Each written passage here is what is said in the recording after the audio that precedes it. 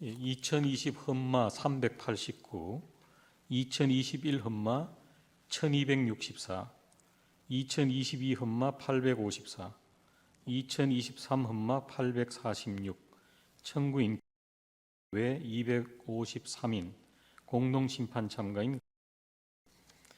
먼저 이 사건의 심판 대상을 말씀드리면 심판 대상은 모두 7개입니다. 첫째, 정부가 온실가스 감축 목표를 설정하도록 한 구 저탄소 녹색성장 기본법 조항. 둘째, 2030년 국가 온실가스 총 배출량을 배출 전망치 대비 100분의 37까지 감축하도록 규정한 2016년 5월 24일 개정된 구 저탄소 녹색성장 기본법 시행령 조항.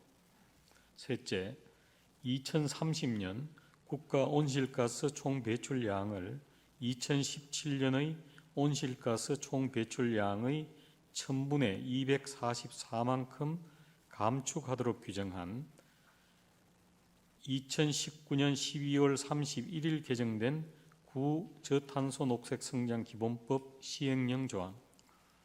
넷째, 정부가 국가 온실가스 배출량을 2030년까지 2018년 국가 온실가스 배출량 대비 35% 이상의 범위에서 대통령령으로 정하는 비율만큼 감축하는 것을 중장기 국가 온실가스 감축 목표로 하도록 규정한 기후위기 대응을 위한 탄소 중립 녹색성장 기본법 조항. 다섯째, 위 조항에서 대통령령으로 정하는 비율을 40%로 규정한 기후위기 대응을 위한 탄소 중립 녹색성장 기본법 시행령 조항. 여섯째, 정부가 2023년 4월 11일 수립한 제1차 국가 탄소 중립 녹색성장 기본계획 중 2023년부터 2030년까지의 부분별 및 연도별 배출 흡수량의 목표치를 설정한 5항 중장기 감축 목표 가운데 나항 부문별 감축 목표 부분 및 다항 연도별 감축 목표 부분. 일곱째, 위 기본계획 중 7항 재정계획 및 기대효과 가운데 1항 재정투자계획 부분 등 7개가 심판 대상입니다. 먼저 주문을 선고하고 이 사건 부문별 및 연도별 감축 목표 외의 심판 청구 부분과 참가 신청에 대한 법정 의견의 요지는 이은혜 재판관께서 재판관 이종석, 이은혜, 이영진, 김형두의 이 사건 부문별 및 연도별 감축 목표에 대한 기각 의견의 요지는 이은혜 재판관께서 재판관 김기영, 문형배, 이미선, 정정미, 정형식의 이 사건 부문별 및 연도별 감축 목표에 대한 위헌 의견의 요지는 문형배 재판관께서 설명을 하시겠습니다. 주문, 기후위기 대응을 위한 탄소중립 녹색성장 기본법 제8조 제1항은 헌법에 합치되지 아니한다. 위 법률 조항은 2026년 2월 28일을 시한으로 개정될 때까지 계속 적용된다. 기후위기 대응을 위한 탄소중립 녹색성장 기본법 시행령 제3조 제1항. 정부가 2023년 4월 11일 수립한 제1차 국가 탄소중립 녹색성장 기본계획 중 5항 중장기 감축 목표 가운데 나항 부문별 감축 목표 부분 및 다항 연도별 감축 목표 부분에 대한 심판 청구를 모두 기각한다. 청구인들의 나머지 심판 청구와 공동심판 참가인의 공동심판 참가 및 보조 참가 신청을 모두 각하한다. 이 사건 부문별 및 연도별 감축 목표 외의 심판 청구 부분과 참가 신청에 대한 법정 의견의 요지를 말씀드립니다. 먼저 참가 신청 및 부적법한 청구 부분에 대하여 보겠습니다. 공동심판 참가 신청인의 주장은 기후변화에 대한 적응과 관련된 교정 초우에 관한 것으로 공동심판 참가와 보조 참가의 신청 모두 그 요건을 갖추지 못하여 부적법합니다. 구 녹색성장법 조항과 2016년 및 2019년 구 녹색성장법 시행령 조항은 탄소중립기본법 제8조 제1항과 같은 법 시행령 제3조 제1항이 2022년 3월 25일 각각 시행됨으로써 폐지되었고 국가의 중장기 온실가스 감축 목표가 다시 설정되어 더 이상 청구인들을 비롯한 국민에게 적용될 여지가 없게 되었으며 이로써 감축 기준이 상향되고 그 형식과 관련 조항들의 체계도 변경되었습니다. 위 조항들에 대한 심판 청구 부분은 주관적 권리보호 이익에 소멸하였고 헌법적 해명이 필요하다고 볼 수도 없으므로 부적법합니다. 이 사건 재정 계획은 예산에 관한 중장기적인 계획을 정한 것일 뿐 국민의 기본권에 직접적 영향을 미치는 공권력 행사라고 보기 어려우므로 이에 대한 심판 청구 부분도 부적법합니다. 다음으로 탄소중립기본법 제8조 제1항 및 같은 법 시행령 제3조 제1항에 대하여 보겠습니다. 탄소중립기본법 제8조 제1항과 그 시행령 제3조 제1항이 설정한 2030년까지의 중장기 감축 목표로서 국가 온실가스 배출량을 2018년 대비 40%만큼 감축한다는 감축 비율의 수치만으로는 전 지구적 온실가스 감축 노력의 관점에서 대한민국이 기여해야 할 몫에 현저히 미치지 못한다거나 기후변화의 영향과 온실가스 배출 제한의 측면에서 미래에 과중한 부담을 이전하는 것이라고 단정하기 어렵습니다. 연도별 감축 목표의 이행 현황 점검이나 배출권 거래제 등 배출량 목표 달성을 보장하기 위한 수단들과 관련하여 매년 정량적 감축 목표가 달성되지 않은 경우 추후의 감축 목표에 미달성 부분을 추가하는 규율이 법률에 명시되어 있지 않다는 이유만으로 탄소중립기본법 제8조 제1항의 온실가스 감축 목표 설정 방식이 온실가스 감축을 실효적으로 담보할 수 있도록 설계되지 않은 것으로 볼 수도 없습니다. 그러나 탄소중립기본법 제8조 제1항에서 2031년부터 2049년까지의 감축 목표에 관하여 어떤 형태의 정량적 기준도 제시하지 않은 것은 같은 조 제4항의 온실가스 감축 목표 재설정 주기나 범위 등 관련 법령의 체계를 살펴보더라도 2050년 탄소중립의 목표 시점에 이르기까지 점진적이고 지속적인 감축을 실효적으로 담보할 수 있는 장치가 없으므로 미래에 과중한 부담을 이전하는 방식으로 온실가스 감축 목표를 규율한 것입니다. 구체적인 감축 목표를 정할 때 단기적일 수도 있는 정부의 상황 인식에만 의존하는 구조로는 온실가스 감축 정책의 적극성 및 일관성을 담보하기 어렵습니다. 따라서 탄소중립기본법 제8조 제1항은 2031년부터 2049년까지의 감축 목표에 관하여 그 정량적 수준을 어떤 형태로도 제시하지 않았다는 점에서 기후위기라는 위험 상황에 상응하는 보호 조치로서 필요한 최소한의 성격을 갖추지 못하였으므로 과소보호 금지 원칙을 위반하였습니다. 탄소중립기본법 제8조 제1항에서 2030년까지의 감축 목표에 대하여 2030년을 목표 연도로 한 2018년 대비 감축 비율의 하한만 법률에서 정하고 구체적인 감축 비율의 수치는 대통령령에 위임하고 감축의 경로는 정부가 설정하는 부문별 및 연도별 감축 목표에 따르도록 한 것은 법률 유보 원칙을 위반한 것으로 볼 수 없습니다.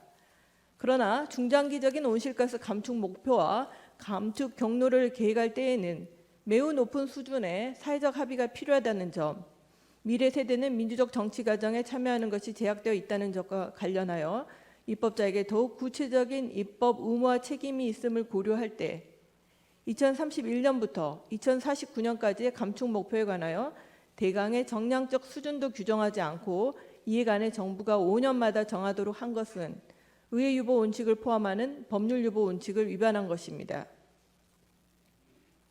탄소중립기본법 제8조 제1항은 과소보호 금지 원칙 및 법률 유보 원칙에 반하여 기본권 보호 의무를 위반하였으므로 청구인들의 환경권을 침해합니다.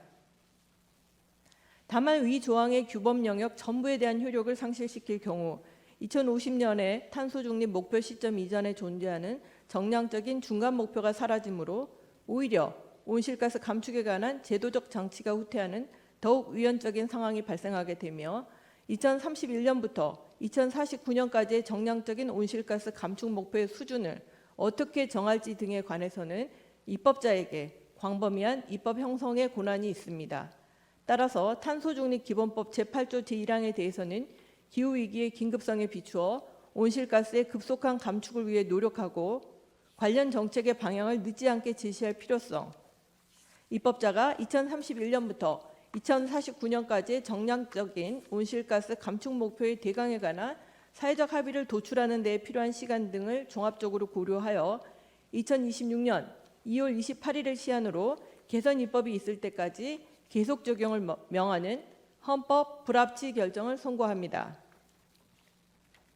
탄소중립기본법 시행령 제3조 제1항은 같은 법 제8조 제1항의 위임을 받아 2030년 중장기 감축 목표의 구체적인 비율의 수치를 정한 것일 뿐이므로 과소보호 금지 원칙에 반하여 기본권 보호 의무를 위반하였다고 볼 수 없어 청구인들의 환경권 등 기본권을 침해하지 않습니다.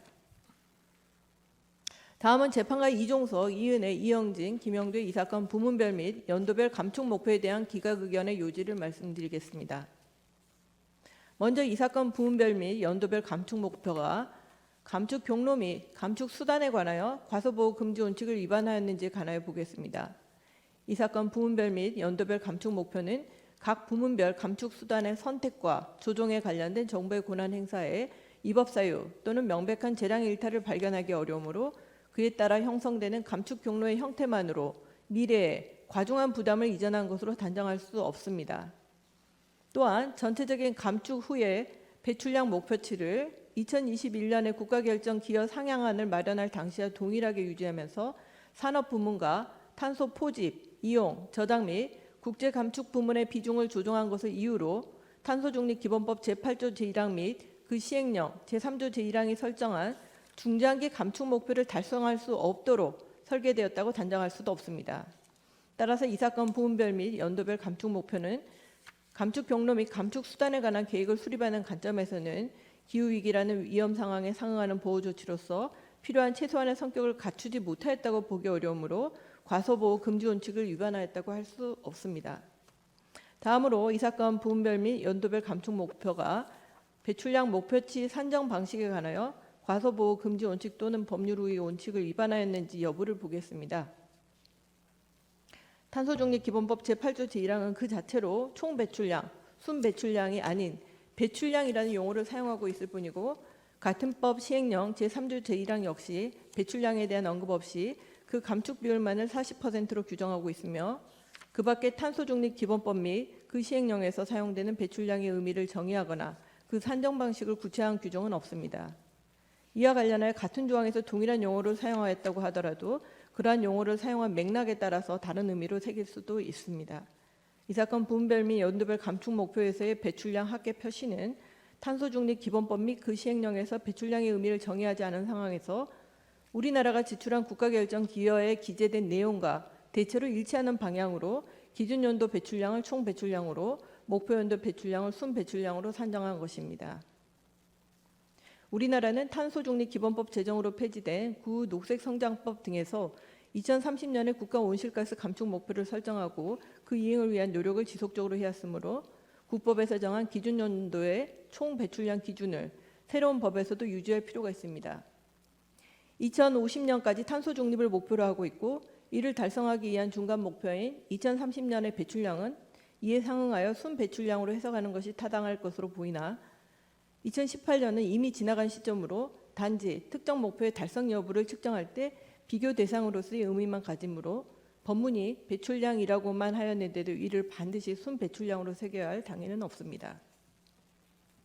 이 사건 부문별 감축 목표의 비교 기준이 되는 2018년의 배출량 합계 부분에 흡수 및 제거 부분을 반영하지 않은 총 배출량만을 기재함으로써 산림 노령화 등의 영향으로 온실가스 흡수량이 줄어드는 추세를 반영하지 못하는 결과가 된다 하더라도 우리가 국가결정 기여에 2018년도 기준 온실가스 배출량에 관해 흡수원 부분을 제외하였음을 명시한 이상 이와 같은 사정만으로 파리협정이 추구하는 투명성에 반한다고 볼 수는 없습니다. 탄소중립기본법 제7조 제1항이 2050년까지 탄소중립이라는 목표를 설정한 이상 같은 법 제8조 제1항 및 그 시행령 제3조 제1항이 정한 40%라는 수치는 탄소중립으로 나아가는 중간 단계이고 향후 수립될 행정계획을 종합하여 2050년까지 탄소중립을 달성할 가능성이 열려 있으므로 설령 이 사건 부문별 및 연도별 감축 목표의 배출량 합계를 순배출량으로 통일하는 경우에 40%에 다소 못 미치는 감축 목표가 설정된다고 하더라도 국가가 환경권의 보호를 위한 최소한의 보호 조치도 다하지 않았다고 판단하기는 어렵습니다. 따라서 탄소중립기본법 제8조 제1항을 해석함에 있어 기준 연도인 2018년의 배출량 합계는 총 배출량으로 목표 연도인 2030년의 배출량 합계는 순배출량으로 해석하면 안 된다는 명확한 근거가 없으므로 위와 같은 해석에 기초하여 40%라는 부문별, 연도별 감축 목표를 설정한 이 사건 부문별 및 연도별 감축 목표는 탄소중립기본법 제8조 제1항 및 그 시행령 제3조 제1항 등 법령에 위반되지 않으며 이 사건 부문별 및 연도별 감축 목표가 기후위기 해소를 지향하면서 기후위기를 완화하기 위한 구체적 목표를 이른 합리적으로 설정하고 있는 이상 과소보호 금지 원칙에도 반하지 않습니다. 이상입니다. 재판관 김기영, 문영배, 이미선, 정정미, 정영식 이 5명의 그 부분별 연도별 감축 목표에 관한 위원 의견의 요지를 설명하겠습니다. 기존의 그 기각 의견과 차이 나는 점은 배출량 목표치 산정 방식에 관해서 가소보호 금지 원칙 또는 법률 우위 원칙을 위반했다고 보는 점입니다. 탄소중립기본법 8조 1항은 하나의 조항에서 국가 온실가스 배출량이란 동일한 용어를 2018년도와 2030년도에 관하여 2번 사용하면서 다른 설명은 붙이지 않았으므로 이러한 법률 조항의 문헌에 따르면 양자의 배출량 기준을 달리할 수 없다. 앞에 것을 총으로 해석하면 뒤에 것도 총이고 앞에 것을 순으로 해석하면 뒤에 것도 순으로 해석해야 된다. 이것이 위원 의견의 요지입니다. 그리고 감축의 비율을 정한 계산식의 측면에서도 입력되는 값과 산출되는 값의 기준이 다를 수는 없다. 이것이 위원 의견의 요지 두 번째입니다. 탄소중립기본법의 체계, 입법 목적 비추어 보면 정부가 부문별, 연도별 감축 목표를 설정할 때는 기준 연도와 목표 연도의 국가 온실가스 배출량 수치를 산정하면서 양자 모두 순 배출량을 기준으로 하는 것이 합리적으로 보인다. 과학적 그리고 정책적으로 기준점 그리고 목표점 수치 산정 기준을 달리하면 합리적인 감축 경로가 관리되지 않는다.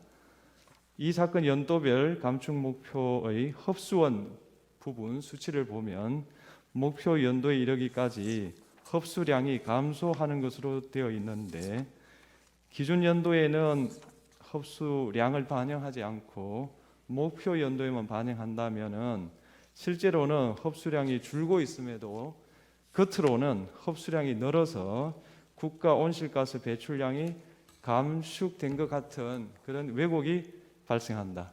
이런 것은 파리협정이 추구하는 투명성에 반하고 그만큼 다른 부분의 실질적인 감축 노력을 강화하는 데 장애가 된다. 이 사건 부분별 연도별 감축 목표에서 설정한 2030년 온실가스 배출량 목표치는 해석에 따라 너무 다른 평가가 나온다. 예를 들면 모두 순배출량으로 해석하면 36.4%, 그다음 총 배출량으로 해석하면 29.6%, 그다음 2018년을 총으로 2030년을 순으로 해석하면 40%, 이런 세 가지 계산이 나온다.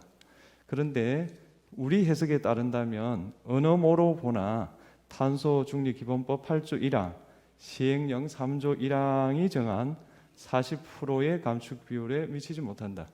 그러므로 이 사건 부문별 연도별 감축 목표는 탄소중립기본법 8조 1항, 같은 법 시행령 3조 1항에서 설정한 2030년까지의 중장기 감축 목표 40%를 달성할 수 없도록 설계되었고, 이것은 각 부분의 감축 목표 비중과 감축 경로의 형태와 무관하다.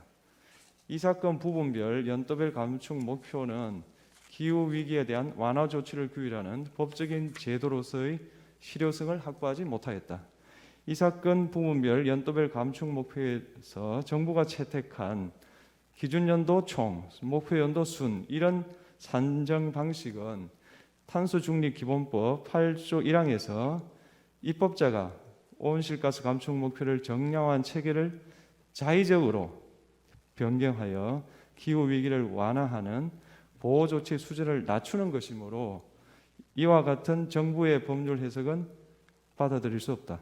따라서 이 사건 부문별 연도별 감축 목표는 배출량 목표치 산정 방식의 관점에서 기후 위기와 위험상에 상응하는 보호 조치로서 필요한 최소한의 성격을 갖추지 못하였으므로 과소 보호 금지 원칙을 위반하거나 또는 탄소중립기본법 8조 1항에서 온실가스 감축 목표를 정량화한 체계를 정부가 자의적으로 변경하여 보호 조치 수준을 낮춘 행정계획으로서 법치 행정의 법률 우위 원칙을 위반하였다.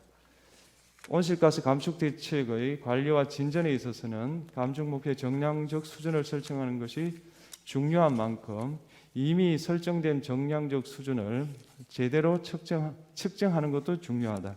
이를 제대로 측정하지 않고 그 수치를 왜곡할 경우 감축 대책을 제대로 관리할 수 없다는 것은 자명하기 때문이다.